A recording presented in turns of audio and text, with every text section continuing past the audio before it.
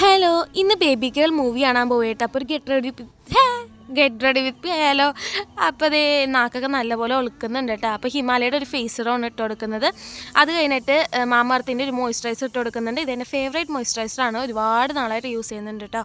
അതേപോലെ good വൈബ്സിൻ്റെ Zika സൺസ്ക്രീനാണ് പിന്നെ apply ചെയ്ത് കൊടുക്കുന്നത്. ഇത് തീർന്നിട്ടുണ്ടായിരുന്നു, നെക്കി പിഴിഞ്ഞൊക്കെയാണ് എടുത്തിട്ടുണ്ടായിരുന്നത്. അത് കഴിഞ്ഞ്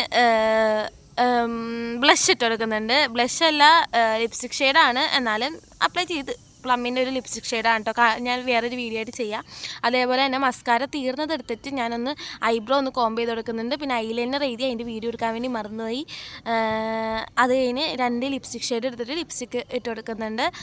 അങ്ങനെ ഒരു അൽക്കുലത്ത് ഗെറ്റ് റെഡി വിത്ത് മീ ആയിരുന്നു. പാവാടയിൽ ഒരു സാറ്റിസ്ഫാക്ഷൻ ഇല്ലാത്തതുകൊണ്ട് പാവാടയും മാറി.